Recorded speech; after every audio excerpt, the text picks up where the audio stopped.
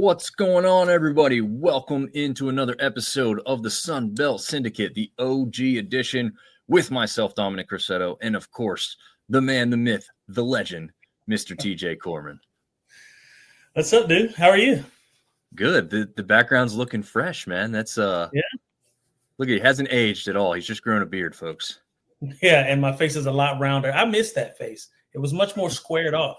It's like about 28, 30 pounds ago that I used to weigh that. 192 pounds was a long time ago. It's all muscle, though. That's all that's grown, right? Well, it's meant I eat a lot of ribs. Hey, there's nothing wrong with that. When you make good flavored ribs like you do, there's nothing wrong with that, man. That is true. That is true. Yeah.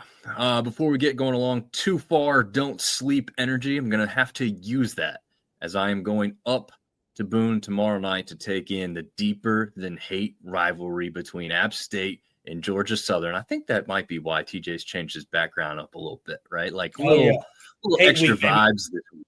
Yeah, but I will probably be taking in some of that don't sleep on the way up. Probably not on the way back because I don't really want it to work too well because I would like to come back and go to sleep at 2 a.m.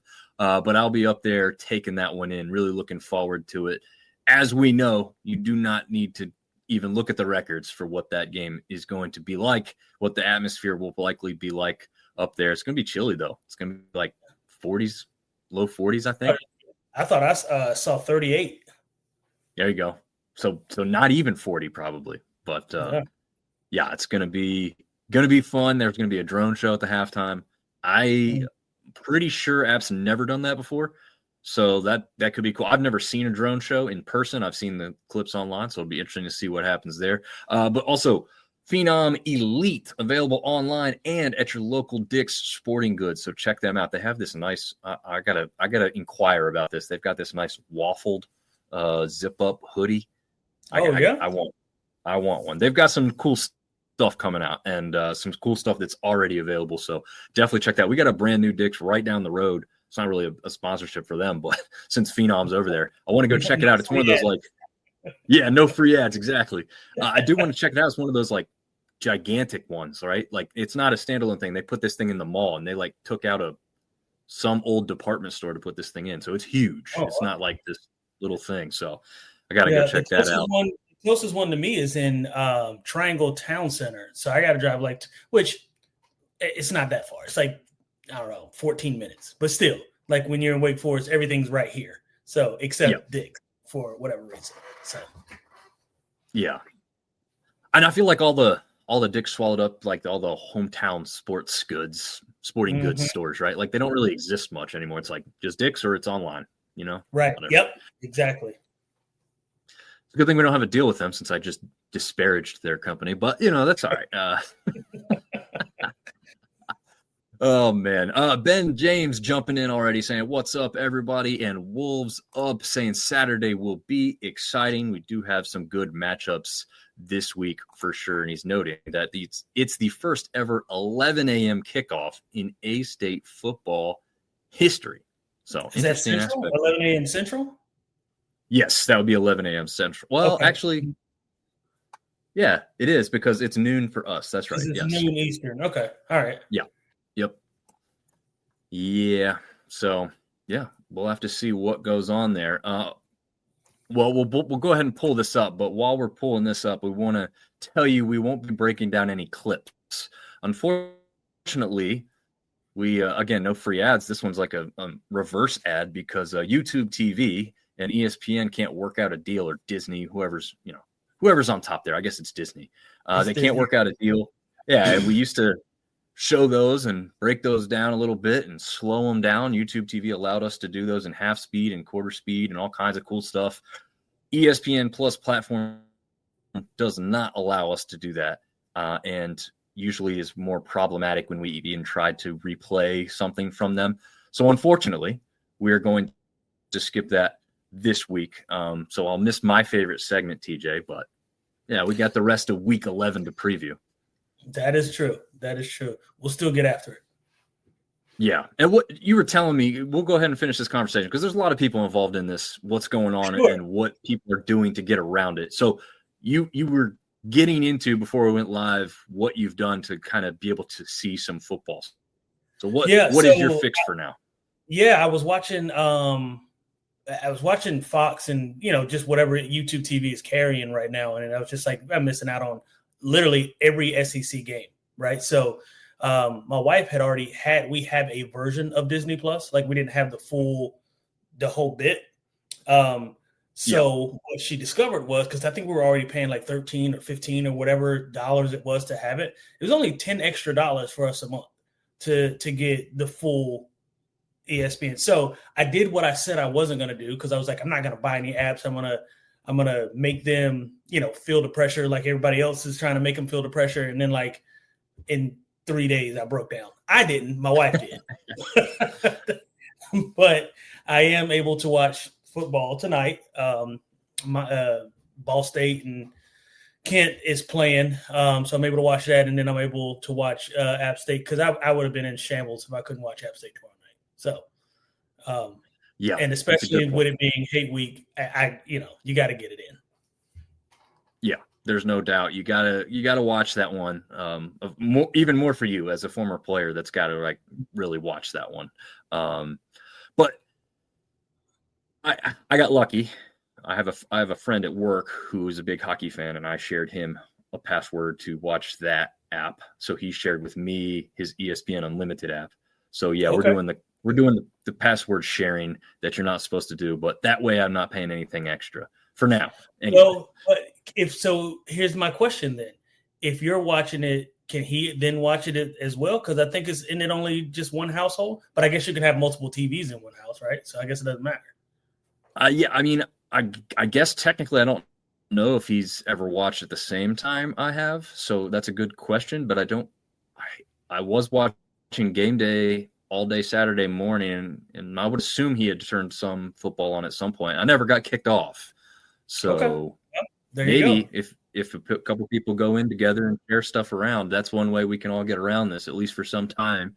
Because, yeah, I mean, bottom line, the $30 ESPN platform, if you have other stuff, that's a large chunk of change every month.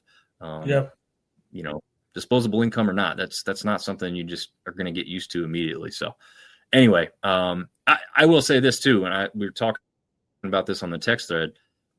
ESPN Plus, or ESPN Unlimited, I guess technically, if we're talking about this specifically, the fact that it has everything is nice. The interface to like move around, right? Like YouTube TV, I miss that so much. I wanted to put a quad box on. I could choose what I wanted, or I had a bunch of really quick options to choose from. If I held down on mine, I had the Roku. If I held down the OK button, I could jump from one game to another.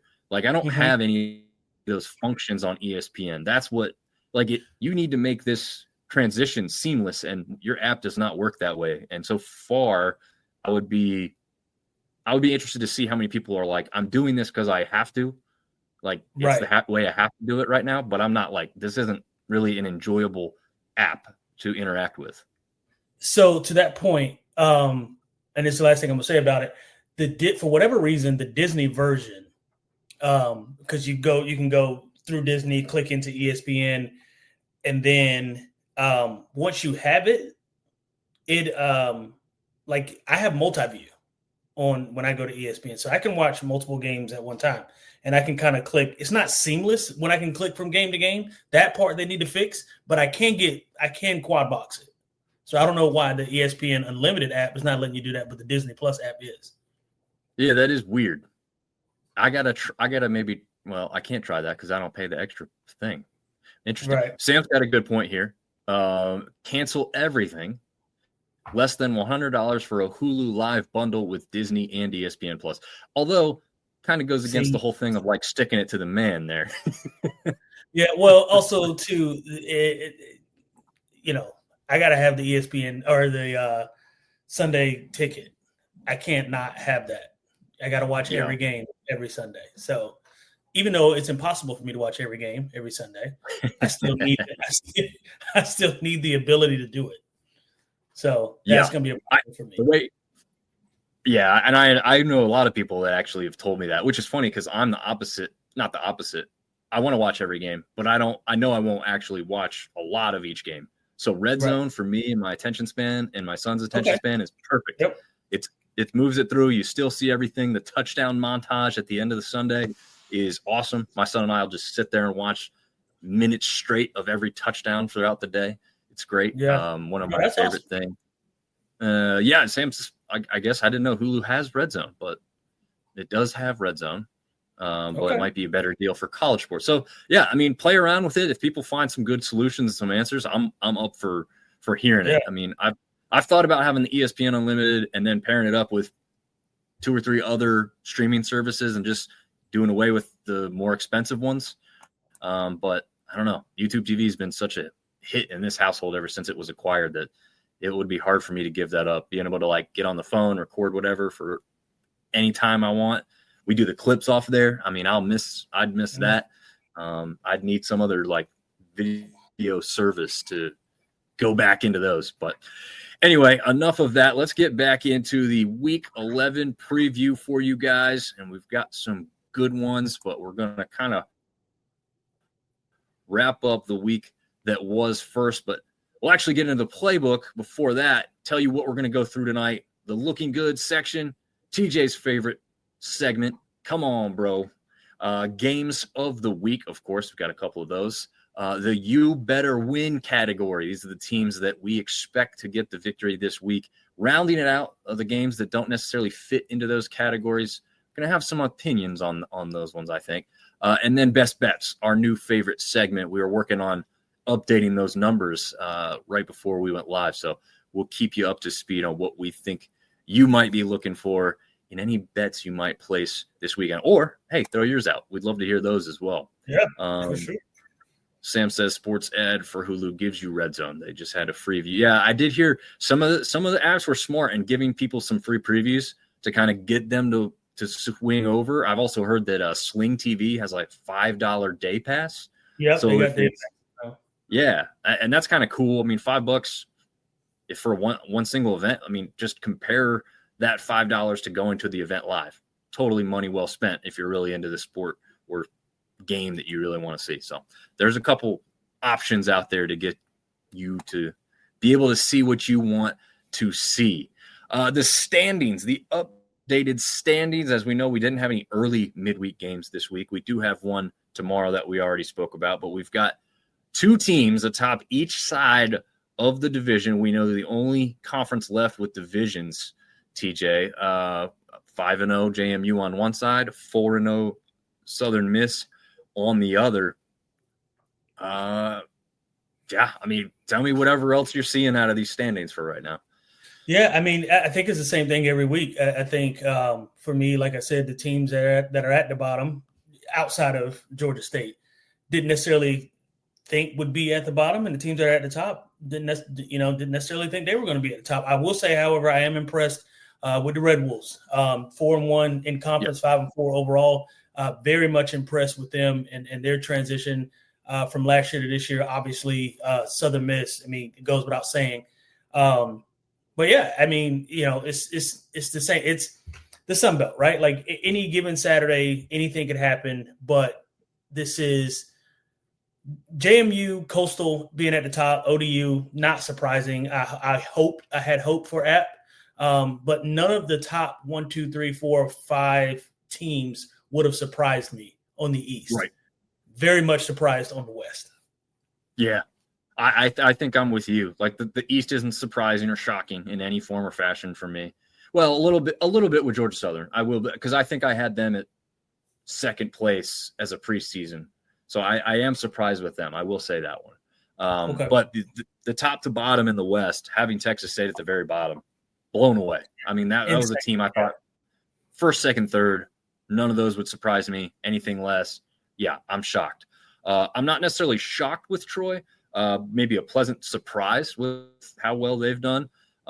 Louisiana dropping off. You had some injuries, but them being kind of in the middle, a little surprised by that. Not totally shocked by Southern Miss. I thought they would have a really good season. I don't know if I saw 6-2 and 4-0 in the conference at this point, but doing very well. And like you said, the Red Wolves we'll definitely talk about even further as we go along. So we'll get into where some of these teams are sitting in the looking good category. Coastal Carolina, 3-game win streak, and outscored the Herd 27-7 in the second half of that Halloween Eve game. What was it, TJ? 5 straight turnovers, or it was bad. It was bad. I will tell you what also was bad. Those uniforms. I was not impressed.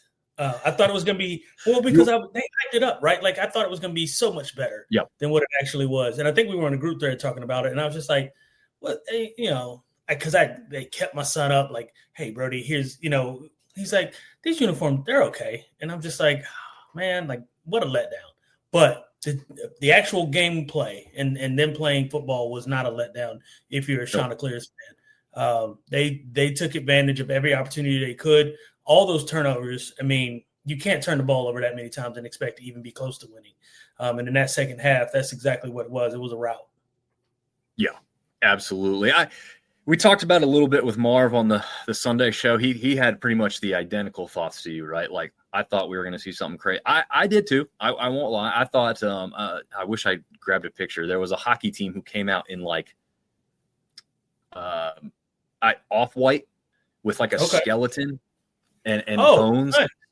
And that's honestly, that's what I thought we were going to see. And I thought I was hoping that, or something along those lines. Exactly. And then I thought the Chanticleer on the side of the helmet would be like a bone, like a skeleton version of the logo. I was like, that would have been sick because he did, Mike Uva was on the show with us. We did a special edition. He did say it was going to be something that's a surprise, but it was going to be all white. We did find that out after the show. We couldn't say that at the time, but we knew it was going to be a white jersey. My problem was too, like you said, like, one, ESPN didn't do them any favors. Okay. Nope. They did not focus on the jersey. They didn't do a special thing. In fact, when they were entering the field, while all this stuff with the glow in the dark stuff was going on, they put the camera on the sideline reporter and was listening to her talk about the game. Like at that point, I don't care. I want to see what the whole buildups been. Like show us what we want to see. So I think they kind of ruined it in that regard. But then the other part was like from a distance, you couldn't tell there was anything special. Right. Like it just looked like a white jersey. So yeah, I think it's cool in the fact of like what it is. If you own one, it's up close and you like put a black light in the room and you frame it, like that would be sick. I think that would be cool. But yeah, I mean, like on the field, blowing people away, I don't think it hit. But again, I think a lot of that had to do with how the presentation was just total letdown from ESPN. Like, they told them too. You've told us that I'm in touch with ESPN. He flew up there the next day to show off the jersey in the studio. But beforehand, he said he was working with the crew, trying to tell them, hey, here's what's going to happen when, just so you know, I'm not doing your job, but I want to tell you how it's going to go. And I think they fumbled it. But yeah, other than that, Coastal stays hot on the field though. And they're staying hot off the field. I mean, social media was still fire with everything, whether it hit as well as everybody wanted it to or not. It was still really popular. We shared a lot of stuff on it. But ODU went down to ULM and crushed them 31-6. Not necessarily a surprise though, right, TJ? No, I don't. Well, I will say this. The surprise for me came in the difference of the score. Because I think initially, the line or the spread was, 14.5 or something like that. Maybe it was 17. I can't remember. It was something along those lines. I know it was double digits. I was worried about the trip and not that from going from central or from Eastern time zone to central time zone is that big of a difference. But I was like, maybe it may mess with them a little bit. ULM is kind of a sleeper team. I didn't expect ULM to win, but I didn't expect 31-6. That was quite a shock. Yeah. I think if I remember right though, you did take them to cover. I think you did. Yes. I did take them to cover. Mistaken. But 25 points and 17 are completely different. Yeah, no, absolutely. And I'm with you. Like I saw ODU winning somewhat comfortably. I did also not see them winning 31-6. Right. Especially maybe if this game was in Norfolk, maybe because we saw what they did to Coastal in Norfolk earlier this year. But yeah, down there at ULM, and we talked about that, bringing your own energy. If there wasn't many people in the crowd, kind of hard sometimes to play like that. Mm-hmm. But yeah, they took care of business and looked like their early season selves there. Arkansas State, Ben's favorite team, no comeback needed this week. 4 wins in a row. Yeah, 23-10. They beat the Troy Trojans, who were also hot coming into that game. So definitely an impressive victory there. Jalen Rayner, 247 and 2 touchdowns. The return of Tay Meadows for Troy didn't work for them. The A-State defensive front, all of them defensively, but they were just getting into the backfield and disrupting anything the Trojans were trying to do offensively and just steamrolled them and only allowed them to score 10 points total. So really, really impressive performance on that one. Yeah, absolutely. I agree. All right. That'll wrap it up for the looking good category. Now here's the come on, bro. And there we go. There's a ULM player upside down on the ground trying to stop a Monarch from getting into the end zone. What you can't see from that little clip is that the ball's already crossed the plane there. I was going to say that did not work. Touchdown. Yeah. There was a couple teams that maybe could have fit into this category, but not a lot of other teams lost really, really terribly. I thought about putting Marshall here for 5 turnovers in the second half. Probably that's what I was expecting. I was expecting to see Marshall here because 5 straight turnovers and in one half is just insanity. But nothing trumps 5 losses. I mean, sometimes you can accidentally win a game, and that just hasn't happened. Yeah, that's true. Warren said that Troy made A-State look good. That's what happened in that other one. But yeah, ULM 5 straight loss, like you said too. That last loss, it's like if you had a couple close losses and you lose 5 straight, and that last one comes on like a last-second field goal, and you're just like a crushing loss. I'm probably not even necessarily putting you in here as the only one, right? But 5 straight and the last one 31-6. Yeah, you deserve a come on, bro. Right, 100%. Just not good. But yeah, Marshall, like I said, Marshall could have been in here. I didn't hold it against them too bad that they played a really good first half. It was kind of a crazy atmosphere down there in Coastal Halloween Eve. Maybe I gave them too much of a break, but yeah, they avoided it for this week anyway. But let's get into our games of the week. There's going to be one missing here, TJ. I'll see what you think about that. Do not have the deeper than hate rivalry. Now, having said that, before we get into the games that we actually do have, I will say it's massive for myself, for TJ, for App fans, for Georgia Southern fans. But I'm looking at this more from an outside perspective. Who is national media and outside fans going to focus on as the bigger games? To me, that's the battle for the gavel, as some people are beginning to call it, between James Madison and Marshall. This is also Marshall's 75 week, which is extremely meaningful. We've talked about that in the past, TJ, about, so the movie's all about the plane crash, how meaningful it is to the community there in Huntington. And so they get to host JMU on national television, ESPN2, Saturday at noon. Here's the bad part. The other game that we've got between Southern Miss and A-State is the exact same time. They don't do us any favors, bro. They do not do us any favors. No, not this week. They didn't. These are 2 must-see games for what they mean to each team individually, for what they mean to the Sunbelt in the standings. I'm going to put you on the spot here, TJ. Okay. If you could only choose one, and I know you'll probably be jumping back and forth, and while you're watching another one, you also have the scoreboard up on one of these. But if you could only choose one to watch, first off, that's the first question. Which one would you choose here? I think I might surprise you with my answer because I'm going to go Southern Miss and A-State. And the reason I'm going to do that is because I think I already know the outcome of JMU Marshall, right? Like okay. I kind of got a feeling, and it's not so much that they're going to beat them up, but Marshall is, albeit gotten better, they're not where JMU is right now. And JMU, I think, is going to, I think that we'll see the spread here and the best bets here shortly.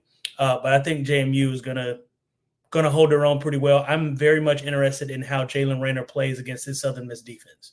I very much want to see what that offense, and you already know how I feel about that passing attack, especially when they go fast, what that looks like. I'm interested to see what they do and how they do it. Ben James is saying Red Wolves win in a close one. Listen, it wouldn't shock me. It wouldn't shock me, especially being in second place in the West. It certainly wouldn't shock me. But Southern Miss is playing some great football right now. So if I had to choose between the two, I think I'm going Southern Miss and A-State. Yeah, I think it's hard when we have an East bias, right? We know national media has an East Coast bias when it comes to football, right? There's just not as many teams in the West. It is what it is.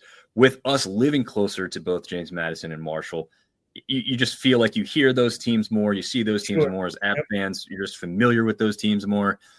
It's hard. You have, like you said, you have to kind of put that to the side and say, I'm looking at this from an actual football perspective, and I would have to agree.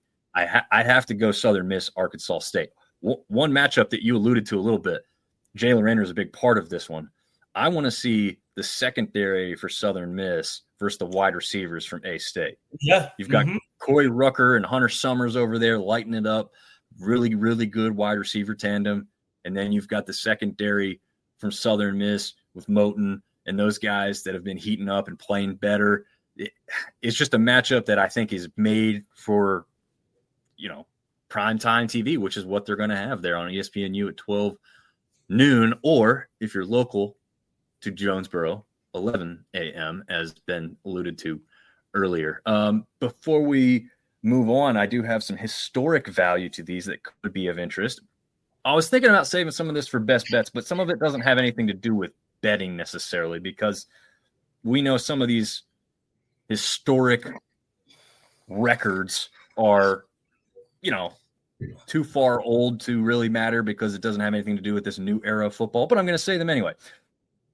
So the Marshall and James Madison history favors the Herd greatly. 4 games to just 1 for JMU. There were 2 games to begin this back in 1987 and 1994. Those are the ones, to me, you kind of throw out the window. Historic value, sure, doesn't mean anything with this current allotment of players and coaches that are not obviously from those programs. So they've matched up 3 times in the sunbelt era. And since they have done that, not a single team has won the game at home. So the away team has won all 3 matchups. Very interesting in this one, as Marshall is the host.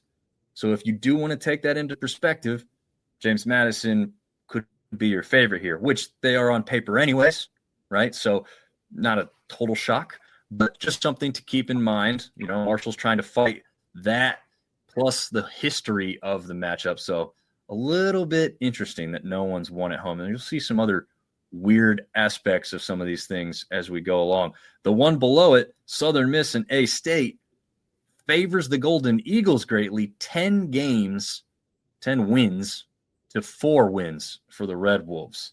They've also only played 3 of those games total in the Sunbelt era, and A-State has won the last 2. So interesting note there. And also winning the last 2. Now they've got this one at home. Like you said, TJ, it's kind of a team that's heating up, playing pretty well right now. So just throwing those things out there, whether you want to think about those going into best bets for other people watching or for your own betting purposes or just for your watching. I don't know, whatever you want to do. Sam is saying JMU is win or go home every week if they want to keep their college football playoff hopes alive. Yeah. Right now, I just watched it last night. Right now, they've got Memphis as the group of 5, if you will, representative right now. So it's win or go home for JMU. Like you're 100% right. They've got to win out, and they've got to. In my opinion, I think they've got to hope that Memphis kind of stubs their toe along the way. Yeah, I'd question this aspect to that, and I understand some of it. Right, Memphis has the better win between Memphis and James Madison. Okay, right. I won't doubt that. They do have the better win. But they also have the worst loss, right? They lost to UAB when James Madison lost to a team that's literally ranked in the top 25 right now and only has 1 loss on their resume. So, I mean, I don't if they're saying Memphis is better, it better be like a splitting a hair, because this is not apples and oranges. Those 2 teams, I don't know. I've watched them both play, right? I've seen Memphis twice this season, almost full games. I probably wouldn't say I took in full 2 games, 2 full games, I should say. But I'd be hard-pressed not to say that I'd favor JMU, and I would also be hard-pressed that Vegas wouldn't favor JMU because of the defensive aspect of what they could bring. I'm not sure if Memphis is hitting on the defense as much, so I don't know. We'll have to see. Yeah. Been touching on Rucker drawing a lot of PIs, pass interference calls, in the Sunbelt. Yeah, not hard to see why with his size. There's going to be some smaller defenders that are doing everything they can do to clutch and grab and slow him down. TJ experienced some of that in his playing days. And then he also says it's win or go home for Memphis on Fridays. They play Tulane. Yeah, so that's a great aspect right there. I hadn't looked at them specifically. Yeah. Go ahead, TJ. Whatever you want to say. I was going to say that's my point. I said earlier, JMU is going to need Memphis to stub their toe. This is the game, right? This is the game. Because if you look at the big picture in the group of 5, JMU, Tulane, Memphis, and South Florida. Those are the 4 group of 5 schools that really, if you look at the picture holistically, have a shot. For me, I think the best shots right now, as it stands, are Memphis and South Florida. However, it's going to be a hard road to hoe if they don't win out, because then you're opening that door for JMU. And then my other thing is too, the way the CFP is set up right now, Notre Dame is ahead of Oklahoma, Texas. Right? Texas, Oklahoma went out. They have an opportunity to do it. Now they got to go through Alabama and I think Georgia, ultimately, but they don't win out. How does that look? Or let's say hypothetically, all 3 of those teams end up with 1 loss. Is there a picture where 2 group of 5 can get in? I doubt it, but you never know, right? These are the things you got to look at. Yeah, I saw something about that earlier. Herd Bros is really good with all this. And first of all, before we go on to that, Sam Talk Sports bringing up the stats to back up my opinion on the Memphis defense versus James Madison defense. Memphis total defense, 49th. Scoring defense, 24th. JMU total defense, number 8. Scoring defense, number 11. So there you go. Also, it really helps out that they've held their opponents completely scoreless in the second half for a few weeks in a row. That's right. Pretty good there. The argument will be the Americans stronger from top to bottom. To be honest with you, this year, I'll agree with you. The Sun Belt isn't what it has been the past 2 seasons, but the past 2 seasons, I would have argued that from top to bottom, the American has not been better. This year, I do agree. It may still be top heavy, but those top players in the American are probably, as a group, better than the same amount of teams from the Sun Belt this year. I'm a homer, but I'm not stupid, so I will admit things when I see them. But that does not mean that I think. Yeah, go ahead. No. I was gonna say I agree. You know what I want to see? I want to see a world where we line some of these conferences up and let's duke it out. Right? Conference USA, American Conference, Sun Belt. And I forget what conference, Ohio and MAC. Yeah. Let's get some of these teams and let's figure it out on our own. Let's let the guys figure it out. I'm so sick and tired of this being figured out on paper. Let's let our top teams play their top teams. Right? Like I don't want JMU playing the middle of the pack, Miami of Ohio. I want JMU playing Memphis. I want JMU playing, South Florida. Like I want them playing the dogs, right? So then when it comes down to who's the group of 5 school that's going to get in, let the record show it, right? Instead of let's put it on paper and whose conference is the strongest and all that. Who cares? Line them up on the field. Let them play. Let the boys play. I think there's 2 ways to do it. You'd have to restructure how you schedule things, which is probably the most unlikely. Well, there's 3 ways. So that could be a way, like restructure how the regular season's done and leave like an open week towards the end. Hard to do, right? Moving parts and pieces. We saw Coastal Carolina and BYU do it during COVID, so it's not impossible. I was going to say it's doable. If you have a bunch of teams doing it, maybe that makes it a lot harder. But the other way to do it, better bowl schedules for these teams, like match up two like-minded teams in bowls. Like half the time the winner of the Sun Belt plays, a lower team from the MAC, like, or vice versa. The MAC champ gets like the third or fourth team in the Sun Belt. Why aren't you putting the two champions against each other? Like, I think they've tried to do that a little bit better, but it's still not working out perfectly. I don't know why we're seemingly afraid to do that. That's the ones that people are going to watch and tune into. But yeah, I was going to have a third one there. Now I forget what I was going to do with that one. I know what the third one was going to be. The third one was going to be, you're going to have to break off, and the G5 is going to have their own playoff. Okay.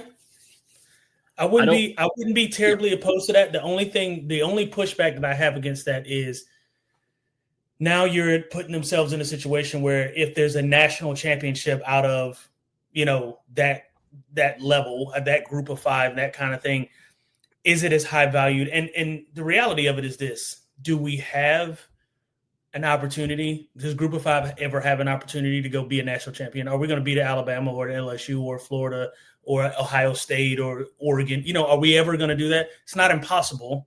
Is Boise State good enough to go beat Ohio State? Probably not. Probably not. However, I think your first idea lends itself to being the best one because, usually you schedule your first couple games, one or two games, some cream puff team, right? Get one of them out of the way, first game of the season, right? Second game of the season, let's line these guys up, MAC, Conference USA, whatever it is. Let's line these guys up and let's play second or third game of the season.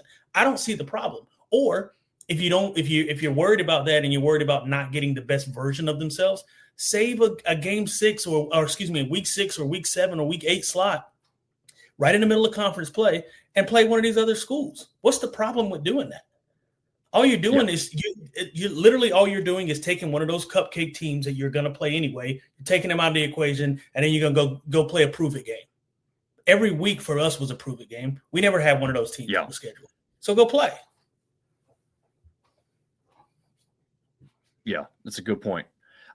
Sam's bringing up a 2-week mid-season tournament. So I don't want to do anything like that. That's like the NBA is doing with like these mid-season tournaments. I think like even soccer does stuff like this. I mean, I get the draw. The draw would be good, but what it would do for like the end, like then you get back into your regular. You do everything you can to win this mini tournament, and then you've still got to play a regular season. So I'd be more likely to lean your way, TJ, and say, no, I want to have like the best first best in these conferences so that their resume is better towards the end when you're looking at a better bowl or a college football playoff spot, right? Now you can say, well, the Sun Belt didn't play anybody. The American didn't play anybody. They didn't play a strong power team. So yeah, their win over the middling ACC team they beat doesn't mean that much. Okay, but we the Sun Belt's best just beat the MAC's best team by 30 points. Right. I mean, that's going to be meaningful at that point. So, I don't know how it would work out. I mean, we've seen the Sun Belt versus the MAC basketball challenge just went down. I love that. The only thing I'll say with your idea is like that early in the season, the only problem with that is how much rosters and everything can change from one to the other. So last year's, best versus best might become middle of the pack and the bottom of another. You know what I mean? Like that's the only hard part about doing it early. You'd almost have to, like you said before, I think you said like week 7, 8, 9 kind of time frame maybe before you shake it out. But yeah, interesting. But yeah, I mean, there's Sam's thing. Maybe not so much a tournament as a showcase, top versus top. Yeah, and honestly, if they do approach it like a regular season game. Yeah, and if you save it for bowl season, again, I'm still with that. Give me my champ versus champ. Like that's what I'd like to see. A lot of times we're rewarded, and a lot of times our fans are part of the problem here. Is like Troy was jacked up that they got a shot at Duke the other year in a bowl game, but Duke wasn't a great football team that year, right? Like it wasn't like you were going up against some really great power program in Duke. Like it was the middle of the pack ACC team that you ended up playing for your bowl game. Now it's great because you don't get the shot at those types of teams often, but like I still would have rather seen Troy go play, I don't know, like Liberty that year or something. That was maybe the year Liberty was in the playoff thing, but I get regardless. Yeah, I mean that's what I would have rather seen. So We'll see. Ben says A-State opens with Memphis next year. That's interesting. Getting back into that rivalry there. Warren says leave week 2 open and after preseason rankings play each other. Again, it's still, to me, it's just too early to know whether those rankings would mean anything. Rankings coming into the season are essentially meaningless, right? Yeah. Well, you know my saying, you don't know who you are as a football team until week 4. Week 4 is who you find out who you really are. So maybe, and listen, you get your first 3 whatever games out of the way. Maybe you play them game 4. Maybe you play them game 5. Maybe you wait until game 8 or 9, right? Or 9 or 10. Who? Because the reality of it is, who cares if it's week 10 and you're playing App State versus Memphis? Who cares? Like, it's still good football. It doesn't matter that it's in the middle of your conference. Like, when I was my freshman year, just as an example, and then I'll shut up about it. I think it was, as a matter of fact, I've got it right here. Week 1, 2, 3, 4, 5, 6, 7, 8, 9. Week 9, we played against LSU my freshman year. So who cares? Yeah. So in a couple weeks, I think it's a couple weeks, Coastal's going to play South Carolina, just like you guys did against LSU. So towards the end of the season, hey, here's a tough one.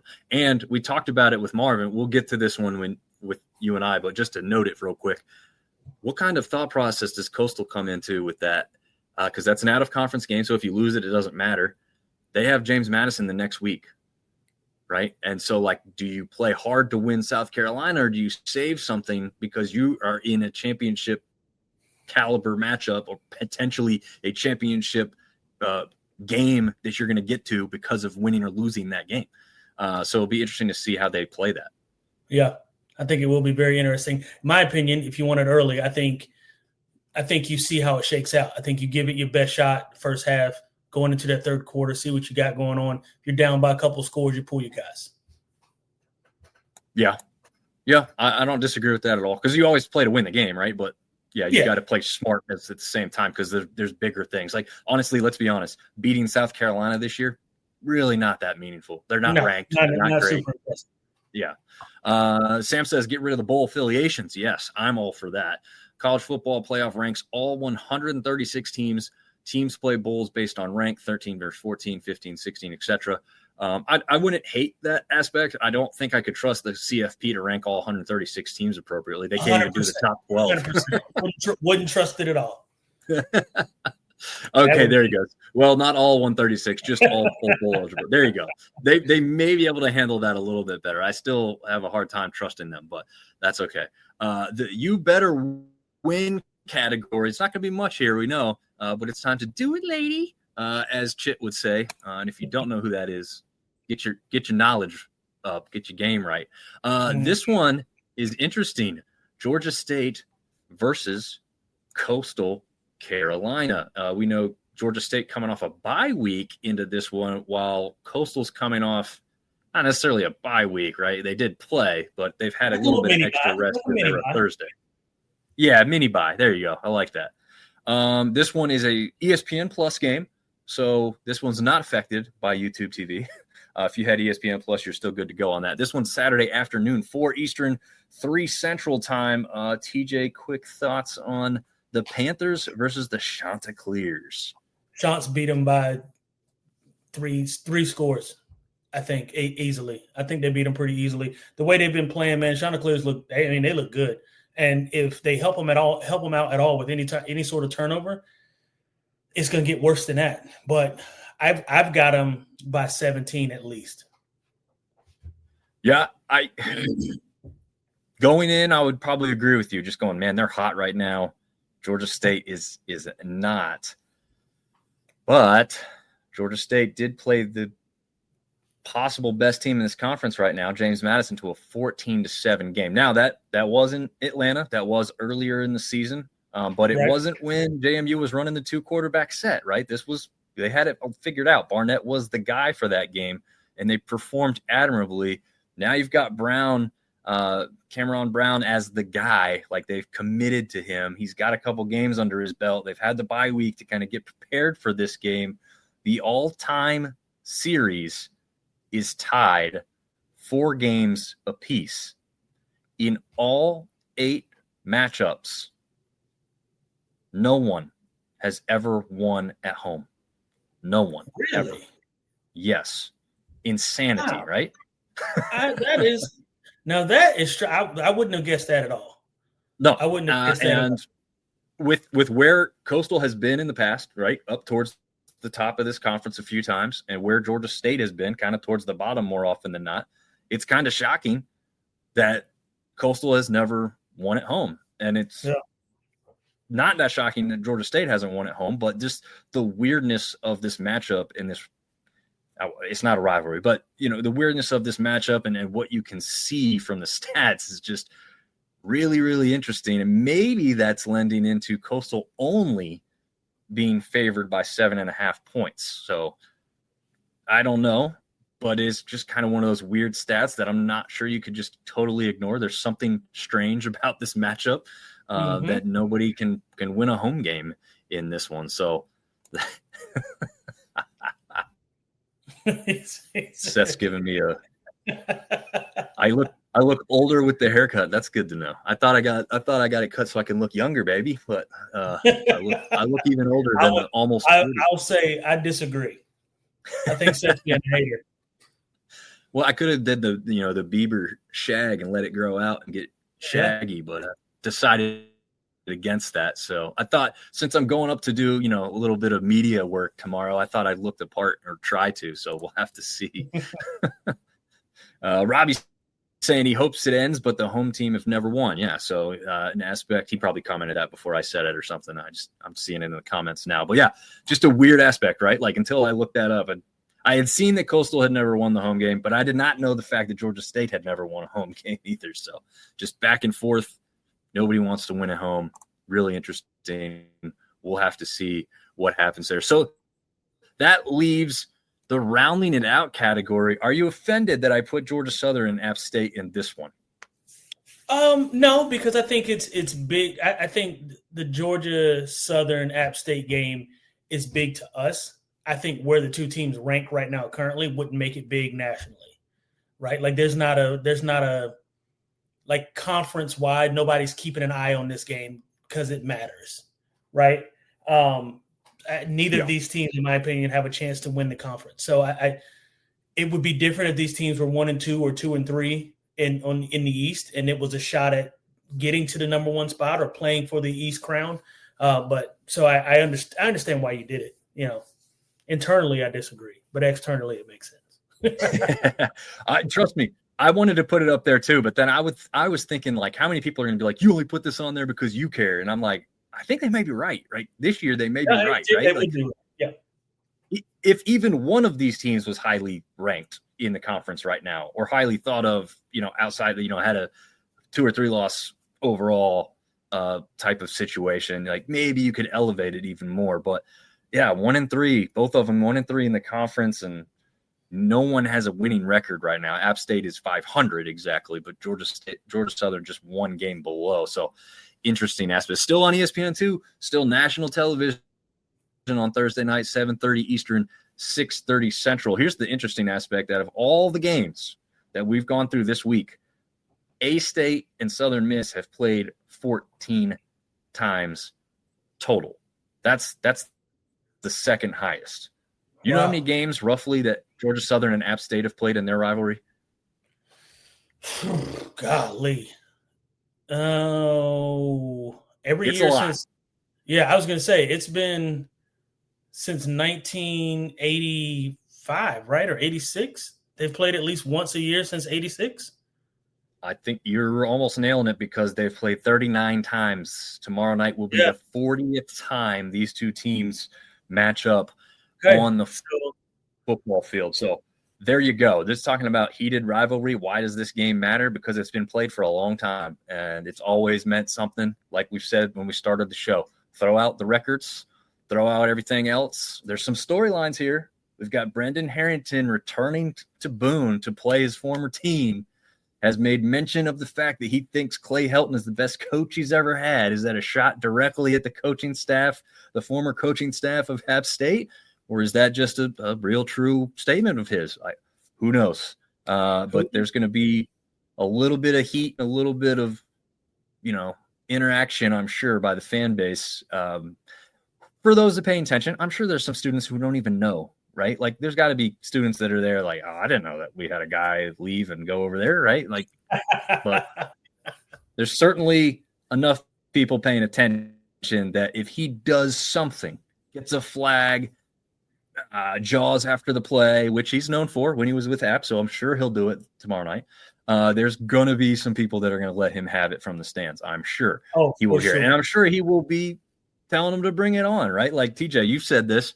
You like that as a player, right? Oh, 100%. I love going into even post play. I bring up the reference all the time of when I went to Coastal after I was playing and I was on the field and on the sideline and I was getting yelled at and cursed at and called everything but a child of God.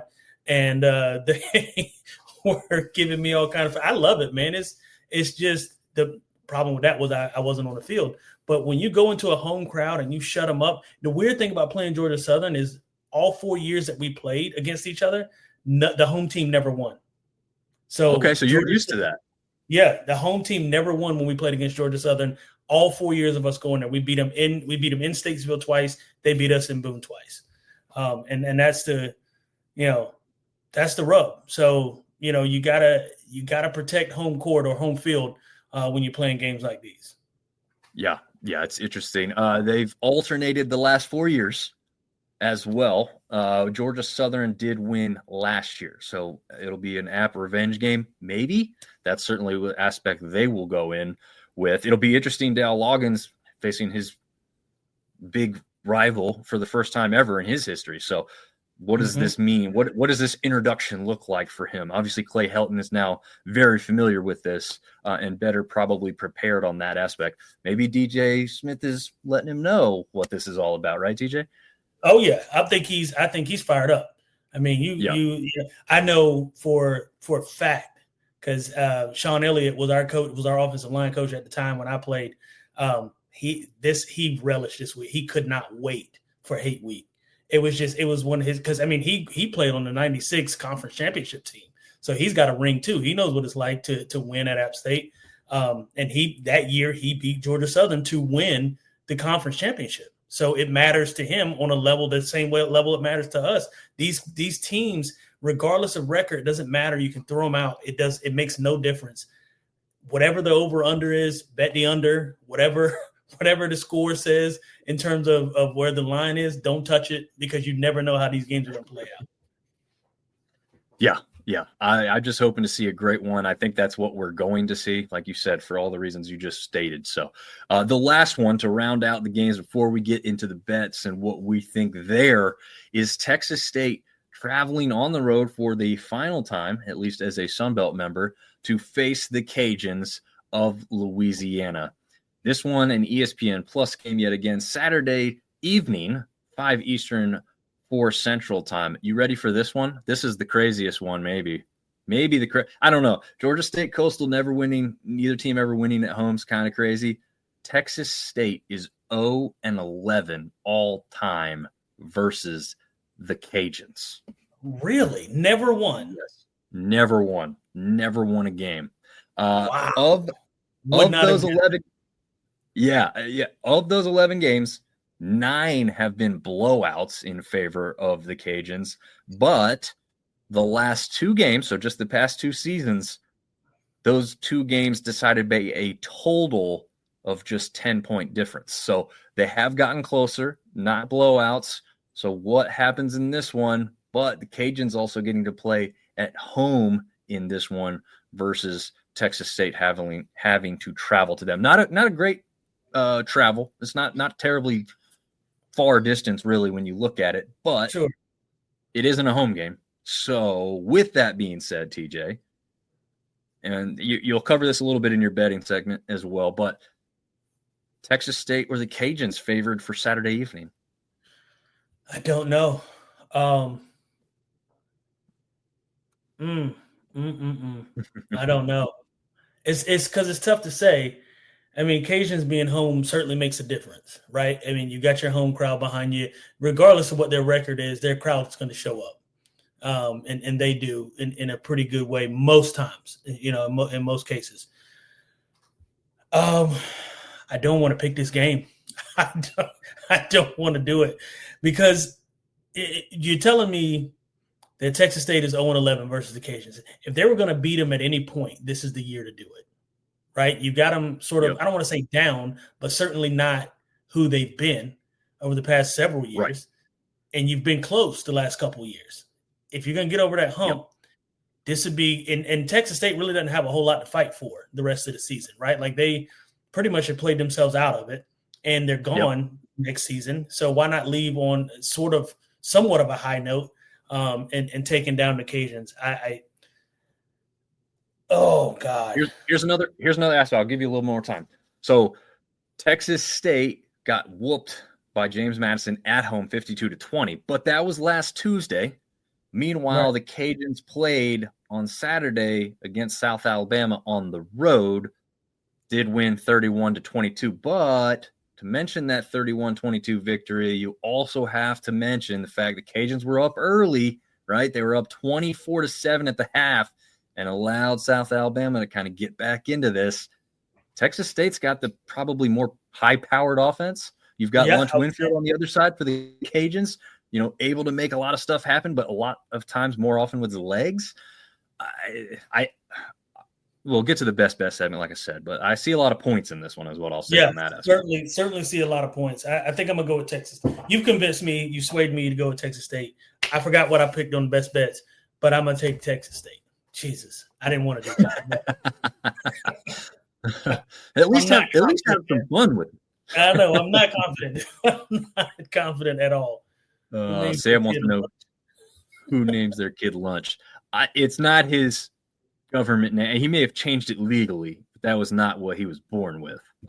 He earned the name Lunch, though, I would say. There's a guy named Snacks Harrison in the NFL, so if it makes it to the league, then do whatever it takes. Hey, there's a guy named Sauce, and he's just been talked about a lot here lately. Yeah. Man.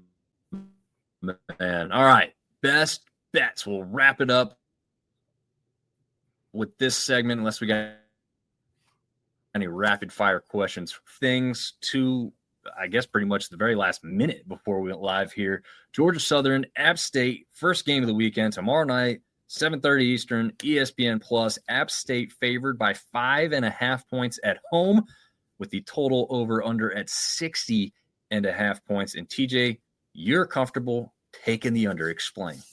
Yeah, I'm going to take the under because I don't think either one of these teams have high-powered enough offenses to score. Let me rephrase. App State has shown that they can get down the field, but can they close the deal? That's the question. And stop stepping on their own toes. So until they prove that to me, I don't believe that they're going to score 30 points. I certainly don't believe Georgia Southern is going to score 30 points because they hadn't shown me that they can consistently do that all year. So that being said, both teams, I think, is going to kind of hit a stalemate, or it could be one of those things where neither team stops each other. Who knows? These games never go the way you think they're going to go because it's Georgia Southern and App State. So I don't really know where the hell my head is. But I'm taking it under just because I don't trust either one of these offenses to get out of their own way.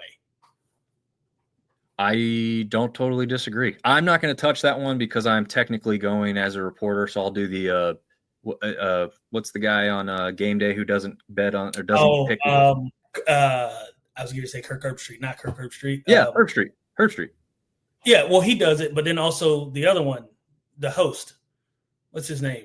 Reese Davis. Yeah, he does it as well. Gotcha. Okay, yeah, I'll just refrain from that aspect, but also I'm kind of with you. Like one of your other last statements, I don't know what's going to happen. Like I'm just going and I'm expecting to see a good game, but I don't know otherwise than that. One that I did take a chance on, James Madison going to Marshall again, 75-week, big, meaningful game for the Herd. If you don't understand and know what that's all about, go watch We Are Marshall, the movie. I am going to favor Marshall against the spread, which favors James Madison by 13.5 points, total over under at 55.5. And again, I'm going to point you back to the fact that Marshall owns this series history-wise 4-1. And the only thing that's going against me in that aspect is that the home team has never won and Marshall's playing at home. But again, I'm not saying Marshall wins, just saying that they cover 13.5. Marshall's been doing some good things at home. That Coastal game was obviously on the road. So I think, they see those mistakes. They're going to play a little bit better because of them, watch a little bit more film, be better prepared. But we'll see what that JMU defense does, because that's the part about it that scares me. It's like Marshall has to put those points on the board in order to cover that 13.5 points. But I'm thinking that they may just be able to do it. Yeah. I don't know. Like I said, I didn't want to touch it because I didn't think I didn't know how this would go. Right. Marshall being at home, I don't know that JMU beats him by 2 touchdowns. Like you said, I'm kind of with you when you're talking about versus the spread. It'd be a lot of points to go in there and win by. It's not that far of a road trip. It's not like they're going across the country. It's for me, I think it's going to be a tough week emotionally for the Herd. And I think that's what's going to play in their favor a little bit more. Again, not saying they win the game, but I think I'm with you in the aspect that they don't get beat by 2 touchdowns. Yeah, maybe another aspect that we haven't talked about is like JMU's now got a lot of pressure and a lot of weight on their shoulders with expectations from the fan base that they will be there at the end of the CFP option. Like they're hearing it. There's no way they're not hearing it. How much do they block it out? How much do they just play without that? But if that extra weight or extra pressure is unavoidable, maybe again that plays to my favor of taking Marshall against the spread there. All right, you took Southern Miss to cover the spread against A-State, which favors Southern Miss 4.5 points, total over under of 56.5, which I'm taking that one. You're taking USM against with the spread. Tell us more. Yeah, I think USM just has a better offense. I think right now they have the better. Now, that said, we just talked about A-State's Jalen Rayner and those 2 star wide receivers that they have. I'm interested to see how that matchup is, just like you are against that USM defensive backfield. That said, though, I think the way USM has been playing on defense, I think they're going to be able to kind of limit. I'm not going to say stop, but limit what A-State's able to do. I think they keep the win streak alive, and I think that they come out. A touchdown to me feels good. Winning by a touchdown to me feels good for USM. Yeah. I just see kind of what you alluded to with the quarterbacks play earlier with Braylon Braxton and Jalen Rayner. They're just guys who can get it done, right? And unlike some of the other quarterbacks who are getting it done, they don't have to use their legs as much, right? We have a couple quarterbacks getting it done who have to lean heavily on the rushing portion of their game. These guys can get it done through the air. They have some really talented wide receivers at their disposal. Plus, they both have some talented running backs that can spell that fact and don't make them have to run all that often. But both can. I would say Braxton's definitely the stronger of the two, quite literally in strength, but also in the fact that he can do it more often and probably take that beating because of his size and strength aspect. We've seen him lead block for his running back to get into the end zone a few times this season. But yeah, because of those 2 players, I am going to lean on the fact that they can get over that 56.5 point mark and cover the spread in this one. Georgia State, Coastal Carolina. We know we talked about the weird history between the two, but you're comfortable taking Coastal Carolina in that 7.5 point spread in that one. Yeah, I think it's going to be more, honestly. I think they get beat by 2 scores. Maybe 10, maybe 14. I think they get beat by 2 scores. I don't think Georgia State, to me, just that they don't have it, and I don't think that they will. We talked about the woes that they have in terms of recruiting. I mean, they can't recruit their own city that well. I mean, there's a ton of schools in Atlanta. Those kids go to Athens. Those kids go to, Savannah State. Those kids go to Georgia Southern. They go to, you name a college, Georgia Tech. They, you name a college that's right in that area, in that Georgia Kennesaw area. Yeah, Kennesaw. That's another good example. Valdosta State is another example. Like, those kids go to those schools. They don't go to Georgia State. For whatever reason, I don't understand it. And Atlanta is a hotbed for football. Don't understand why. Now, it's not as hot of a bed as it is like Southern Georgia. You got Macon. You got, St. Mary's, Camden County. Shout out to Jock Roman, Camden County Wildcats. It's not that. But there's certainly a whole lot of talent in that Atlanta area, and they can't recruit it. So until I see that change, I don't think I'm ever going to pick them to be any representation of what Georgia football actually is. So all that said, I said a lot of words to say, yes, I'm taking Coastal to cover. That's what we want, TJ. We want lots of words. This is a podcast, so you got to have the words to back it up. There's never a shame in saying lots of words to explain your point. And you don't talk in circles, so that's good. But I'm going to agree with you. I think Coastal covers here. Maybe it's still a close game, right? Like maybe they just cover. Maybe they get that 10-point game or something like that. But I think that they're just – it feels like the chemistry and the camaraderie of the team is really high right now. And I think you're not only going to try and beat a team that's winning, you're also going to beat a team that's like come together. So yeah. I don't think that bodes well for Georgia State, unless they're doing that on their aspect. But it's hard to say that you have on a bye week. We just don't see or hear any of that really. So yeah, it'll be tough to overcome for the Panthers in that one. All right, the 0-11 Texas State versus the Raging Cajuns matchup is last. I am going to favor history here and take the Cajuns straight up against the spread, which you are favoring with Texas State at 2.5. Is this the one you said you were going to change your mind on, or is that what you No, I couldn't remember if I had taken Texas State or not. So good news is I did. And so in the last segment, I did pick Texas State to win it, albeit by a smidge of a margin. I am going to take them to win it by 2.5. Probably end up winning it. I think this is one of those field goal games, right? It could come down to who can stop who last or who has the ball last. Is kind of what it, and 63.5 points says that, right? It says to you who's got the ball last is going to win the game. So, my heart and my head seemingly match, right? Because I gave you this pick earlier, and then I just picked with my heart a second ago. So we'll see. We'll see how this goes. And it's Texas State. It's their time. Now, if they're going to beat them at any point, now's the time to beat them. True. It's your last shot or opportunity, at least for the foreseeable future. I know Texas State has signed some stuff with some sunbelt teams into the future now that we know it will be outside of the conference. I don't believe the Cajuns have been a part of that at all. I'd have to double check that. But off the top of my head, not recalling any future matchup between these two teams. So, yeah, I'm just, both teams have played overtime games already this season. This one could be another overtime game. If you're asking me, I favor the fact of what you said, like could be a 3-point game. Who has the ball last? Absolutely. These last two games have been closer than they've ever been throughout the history of it. Cajuns aren't as hot as anybody thought they might be. Texas State is certainly not as hot as a lot of people would thought they'd be. But like I said, never beaten the Cajuns. I'm going to stick with the Cajuns for the historic aspect of that. I trust lunch. How about that? I'll say that. I trust lunch more than I trust Texas State right now. There's never going to be a day that goes by that I don't trust lunch. Just so you're aware. That's our new T-shirt. As long as Rage and Review doesn't steal it, I trust lunch. I trust lunch. Yep. There we go. We'll just put it on a red T-shirt so we can't get in trouble for any copyrights with the Cajuns, but we'll just put red T-shirt, I trust lunch. But yeah. Oh man. All right. I almost don't want to ruin that ending. That's so good. But are there any other last news, thoughts, trash talk you want to do before Deeper Than Hate goes on tomorrow night?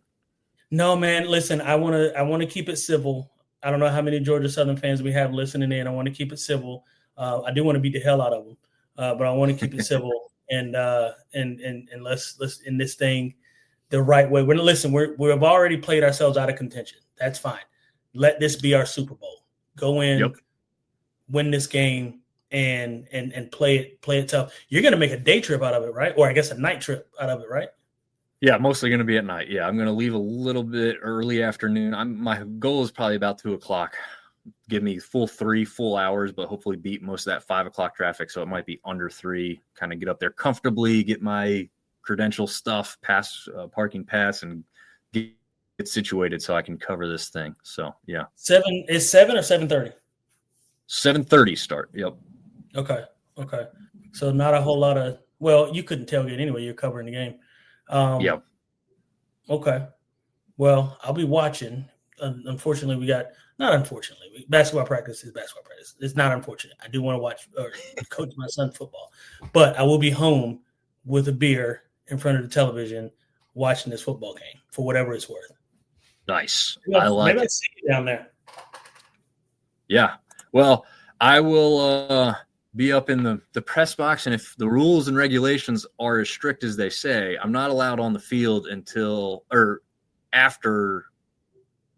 up until 30 minutes before kickoff. How about that? That's how they have it phrased. I can be down there hanging out until 30 minutes before. Then I must vacate the field and go up to the press box. I don't believe there's any field access after that, because then they want you to go to the press conference afterward with the coaches and players they make available. So we'll see how it works. If they let me on the field before the game, they might as well just hang it up, because they're not going to find me.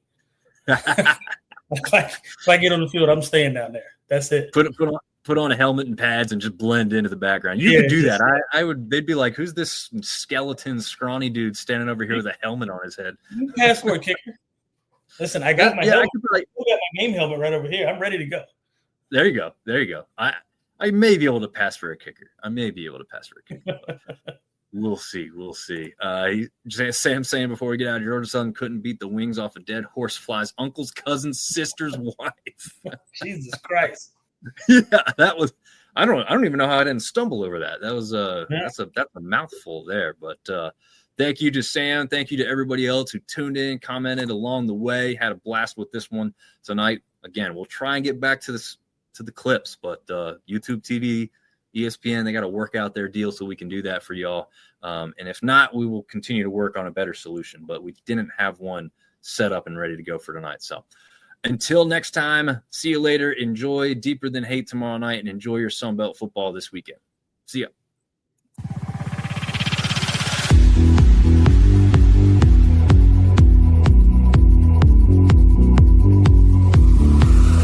Sunbelt Syndicate.